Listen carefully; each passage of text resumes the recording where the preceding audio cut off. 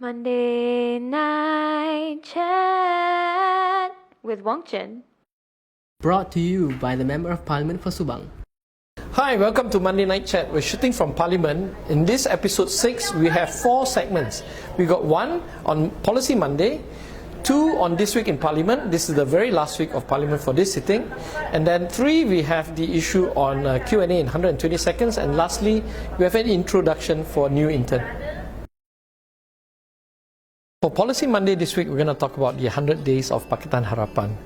Out of the 10 things promised in the 100 days, we have achieved 1, which is to abolish GST and introduce SST. We have about 8 ongoing progress, basically on like the women EPF contribution. The only one outstanding or hasn't started at all is really on the FELDA debt problem.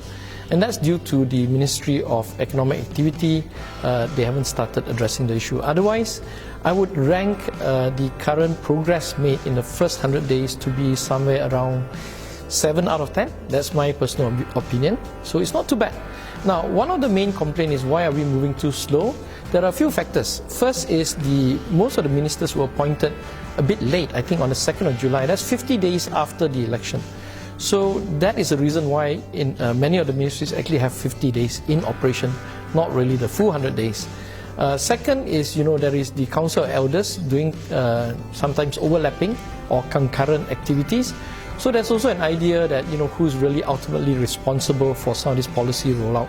Uncertain. But going forward, we understand that the CEP, the Council of Economic Advisors or Elders will stop to exist. And therefore it will be a clearer line of whose authority and who has ultimate responsibility for policy rollout. Yeah. Third issue is maybe there's a lot of talk that a lot of these ministers and deputy ministers are first term and they are a bit novice. Therefore, they need more time to adjust and also need more time to get to know their civil servant. So those are the basic things why it's not spectacular, but it's not too bad. It's going in the right direction. Other than just that one thing on FELDA, everything is making progress. Now, what is the issue about 100 days? It's not really about 100 days. For me, the personal target is about 9 months from now, or roughly 9 months from the day we got elected. So up to March 2019 will be my personal target to see the government carry out structural and systemic reform. When we talk about structural and systemic reform, we talk about the amendments to the Standing Order, amendments to the Federal Constitution, and amendments to a lot of the acts which are draconian and anti-democratic. So I want to see all those being considered carefully in the coming Parliament session that will start in October and end in December, but really to see a final deadline that all this need to be done, I would imagine in March 2019 when we have the first sitting of the new year in 2019. I want to see all those systemic changes done. In particular, I want to see Parliament given more power to do their job, to be effective parliamentarian, to have standing committees and select committees, and to be given adequate resources and budget to do all these things so that we can finally get a parliament that is truly indicative of the current situation that we have, and that the executive is not overpowering or overpowerful, and that the executive have to worry and work with us on lawmaking process and particular accountability of their activities as implementers of laws that are passed by parliamentarians and not the executive. And that is basically the Policy Monday of this week. Next week, I would like to go in a bit detail into the activities of the PAC since I've been appointed into the PAC. So that's it for Policy Monday this week. Hi, for Parliament this week, we're shooting from a secret location that we discovered, Anik and also Max. We found this little place. We're not going to tell you where it is, but basically we're surrounded by the iconic bits of the Parliament. So let me give you what happened this week. In Parliament on Monday, we had basically the Taiwanese Deputy Sec Gen, who is a ministerial level visit, Mr. Kao from the Legislative Yuan. So we introduced him to some members of Parliament, to some ministers. We took him around. We had an exchange of ideas. Of course, everybody laughs at the Taiwanese Parliament being very combative, with a lot of punching, but that's in the past. In the new modern Parliament in Taiwan, it's really interesting how they organize the select committees.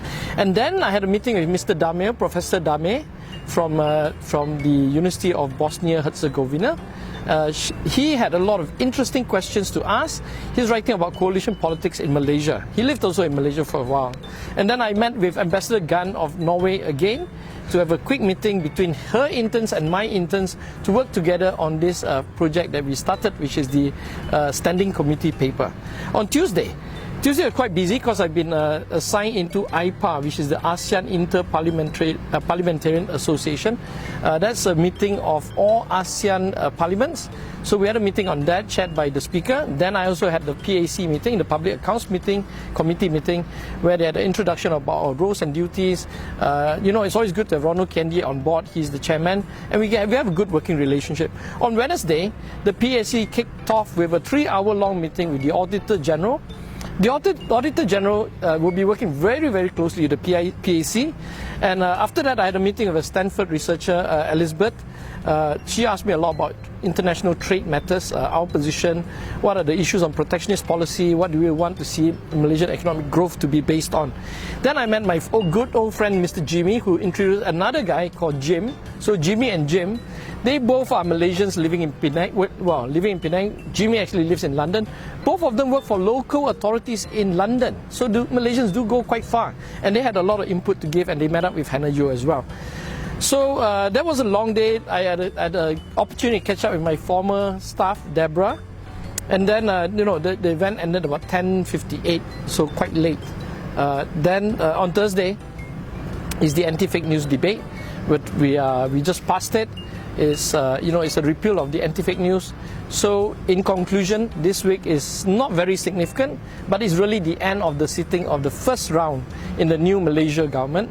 I will be giving a report on what my views are about the first sitting. Q&A in 120 seconds. I'm flanked by, I suppose, speakers of the parliament. We have 5 questions as usual. We're going to start the clock now. Okay. First question, what are my views on the Mat Sabu 8 and the 800,000 money? I think this is a very serious allegation. Let's hope that SPRM will do its job properly. Let's give the benefit of the doubt to the accused and give him the space to defend himself. But if this is the way things are run, then we have to be extra vigilant to ensure that this kind of practices do not happen anymore. And number 2, what is a supply bill? A supply bill is technically a money bill where it involves money, the transfer of money or the raising of money. Anything that has a monetary element in Parliament is called supply bill. These bills are very important. The defeat of a money bill is theoretically a defeat of government in process, and the entire government need to resign. We had a supply bill recently, so that was passed gracefully. Number 3, Mahathir's trip to China, I think that's long overdue. It's good. I think they need to go there and really discuss ECRL, HSR, discuss Alipay or whatever they want to do. It's important that we have a good relationship with China because China is still our single largest trading partner. At the same time, we don't want to have this China over interference or giving us loans which cannot pay back ever. So a review of the agreements are important, but at the same time maintaining cordial relations with China. Number 4, the cyanide issue. I think ministers have to be very careful when we talk about cyanide. Everybody knows cyanide is dangerous. I think ministers have to get control over the answers they give in Parliament so that it's more considerate, and also, we really have to engage the environmentalists. They are not wrong, they are core supporters.